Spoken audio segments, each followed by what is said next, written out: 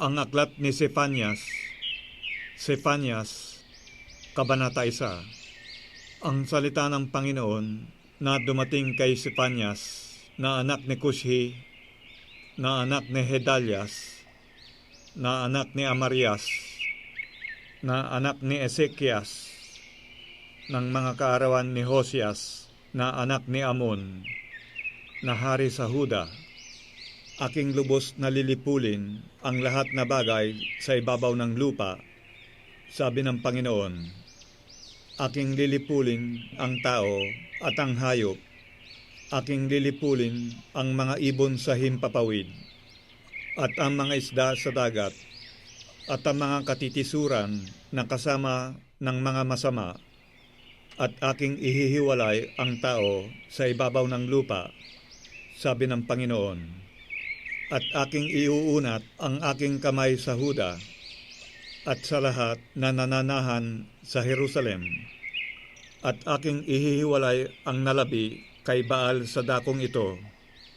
At ang pangalan ng mga kemarim, 10 na mga saserdote. At ang nagsisisamba sa natatanaw sa langit sa mga bubungan ng bahay. At ang nagsisisamba na nanunumpa sa Panginoon at nanunumpa sa pangalan ni Malkam, at ang nagsisitalikod na mula sa pagsunod sa Panginoon, at yaong mga hindi nagsisihanap sa Panginoon, ni sumangguni man sa Kanya. Pumayapa ka sa harap ng Panginoong Diyos, sapagkat ang kaarawan ng Panginoon ay malapit na, sapagkat inihanda ng Panginoon ang isang hain. Kanyang itinalaga ang kanyang mga panauhin, at mangyayari sa kaarawan ng hain sa Panginoon, na aking parurusahan ang mga prinsipe, at ang mga anak ng hari, at ang lahat na nangagsusuot ng pananamit ng taga-ibang lupa. At sa araw na yaon ay aking parurusahan yaong lahat na nagsisilukso sa pasukan, na pinupuno ang bahay ng kanilang Panginoon ng pangdadahas at pagdaraya. At sa araw na yaon, sabi ng Panginoon, magkakaroon ng ingay ng hiyawan na mula sa pintuang bayan ng mga isda, at ng pananambitan mula sa ikalawang bahagi, at malaking hugong na mula sa mga burol. Manambitan kayo mga nananahan sa Maktes, sapagkat ang buong bayan ng Kanaan ay nalansag. Yaong napapasanan ng pilak ay nangahiwalay, at mangyayari sa panahong yaon na ang Jerusalem ay sisiyasatin kong may mga ilawan. At aking parurusahan ang mga tao na nagsisiupo sa kanilang mga latak, na nangagsasabi sa kanilang puso, ang Panginooy hindi gagawa ng mabuti, ni gagawa man siya ng masama, at ang kanilang kayamanan ay magiging samsam, at ang kanilang mga bahay ay kasiraan. Oo, sila'y mangagtatayo ng mga bahay, ngunit hindi nila titirahan, at sila'y mag-uubasan, ngunit hindi sila magsisiinom ng alak niyaon. Ang dakilang kaarawan ng Panginoon ay malapit na at nagmamadaling mainam. Sa makatwid bagay, ang tinig ng kaarawan ng Panginoon, ang makapangyarihang tao ay sumisigaw roon ng kalagim-lagim.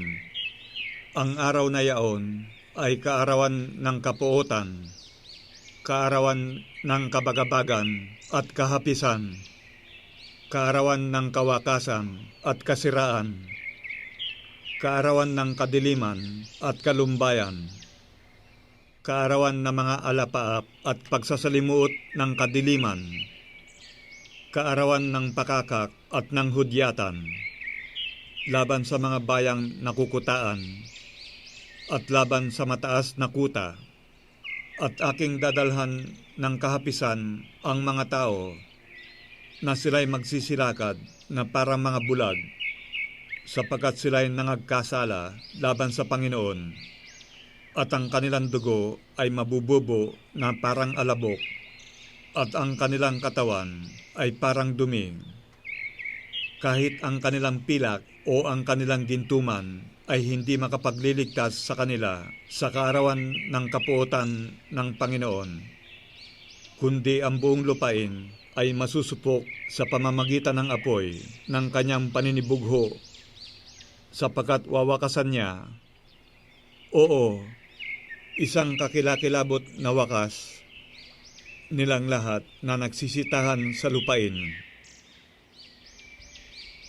Sefanyas, Kabanata 2. Kayo'y magpipisan, oo, magpipisan, o bansang walang kahihiyan, bago ang pasya'y lumabas, bago dumaang parang dayami ang kaarawan, bago dumating sa inyo ang mabangis na galit ng Panginoon, bago dumating sa inyo ang kaarawan ng galit ng Panginoon. Hanapin ninyo ang Panginoon, ninyong lahat na maamo sa lupa, na nagsigawa ng ayon sa kanyang kahatulan.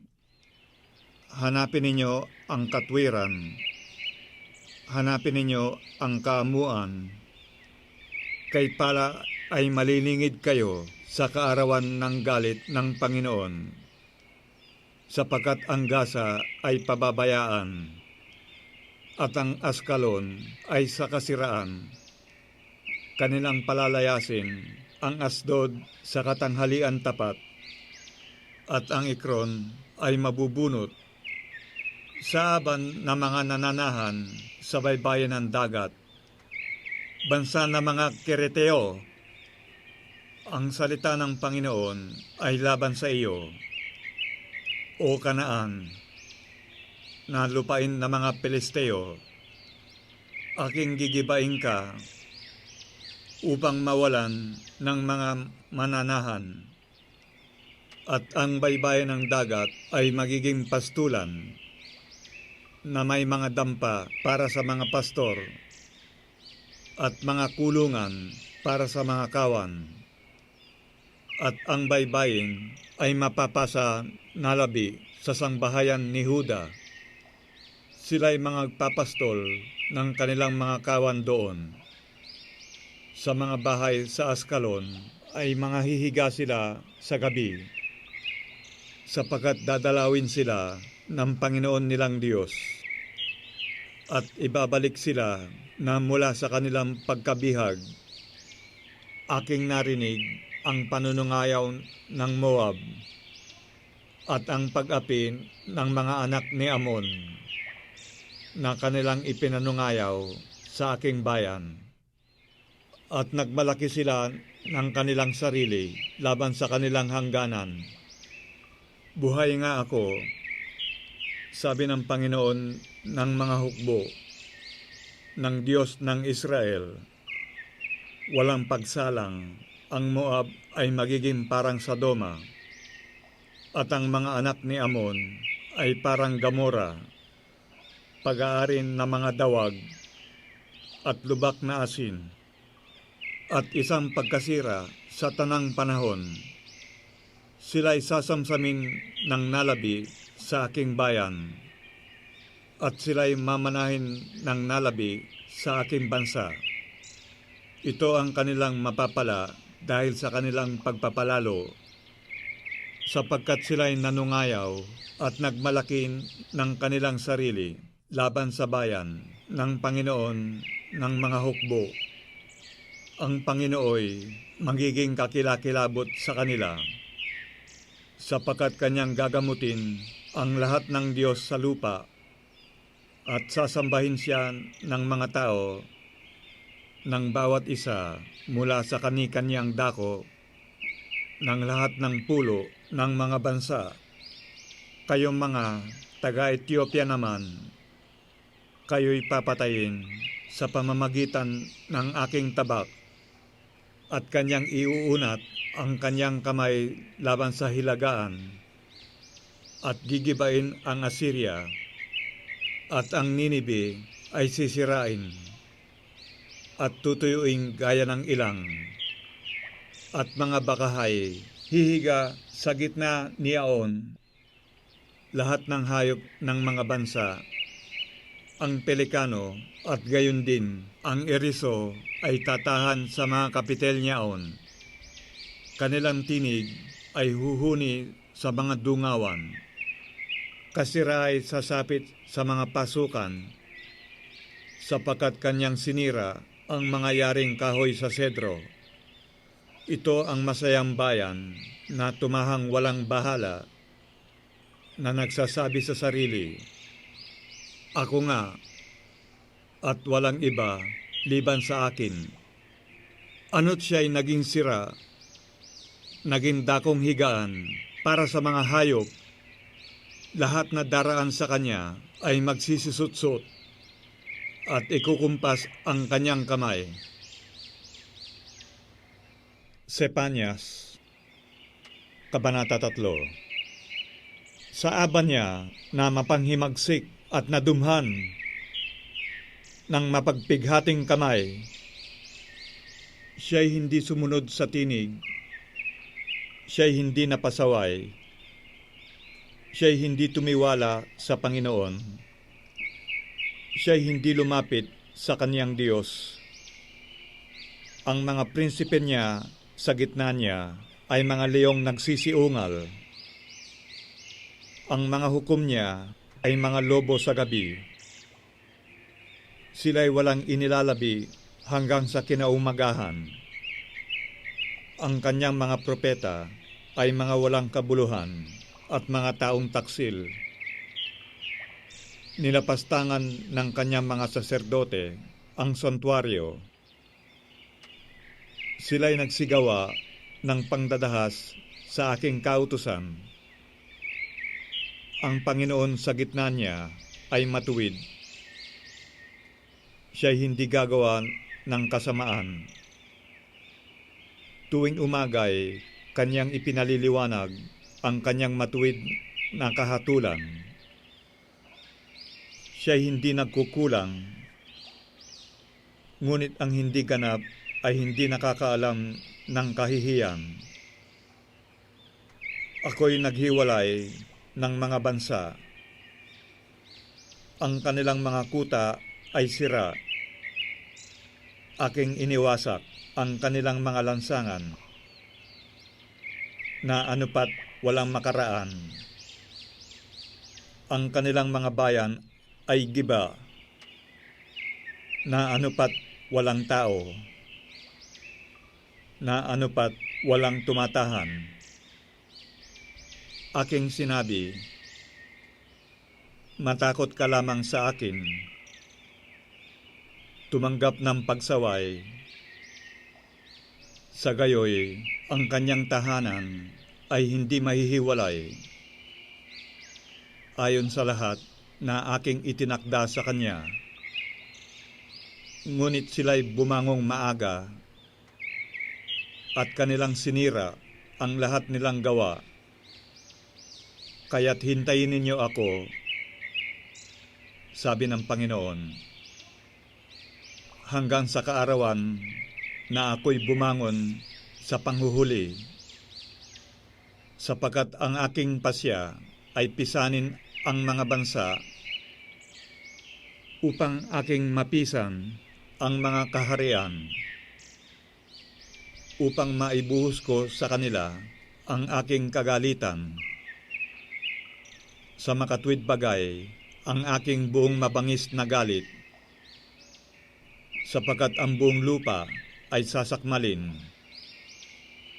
ng silakbo ng aking paninibugho, sapagkat aking ngang sasaulian ang mga bayan ng dalisay na wika,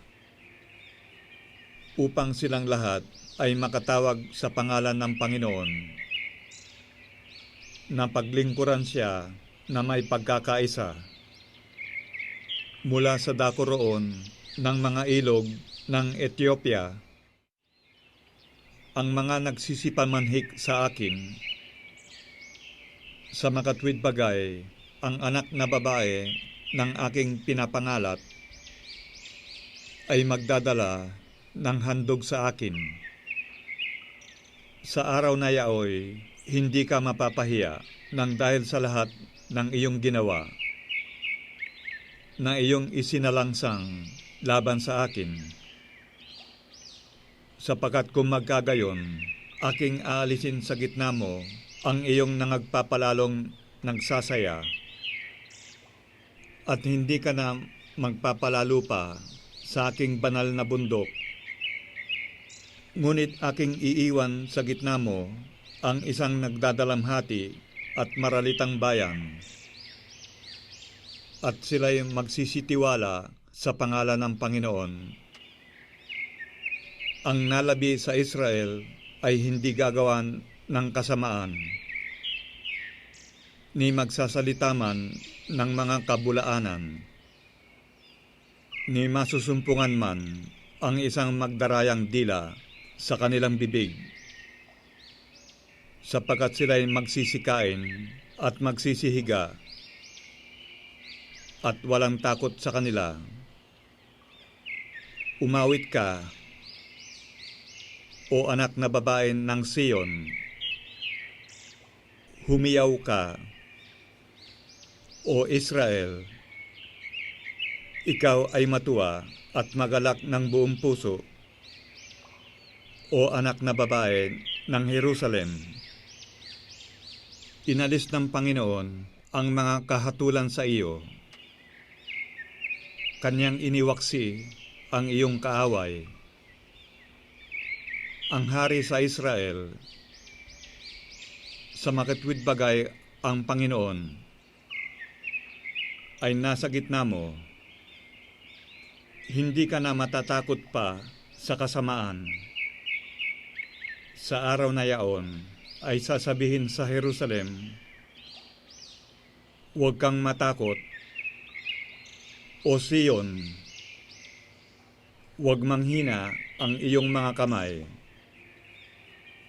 Ang Panginoon mong Diyos ay nasa gitna mo, na makapangyarihan, na magliligtas. Siya'y magagalak dahil sa iyo na may kagalakan.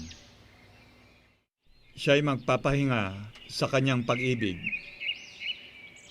Siya'y magagalak sa iyo na may pag-awit. Aking pipisanin niyaong nangamamanglaw dahil sa takdang kapulungan, na sila'y mga naging iyo, na ang pasan sa kanya ay isang kakutyaan. Narito, sa panahong yaoy, aking parurusahan ang lahat na mga dumadalamhati sa iyo,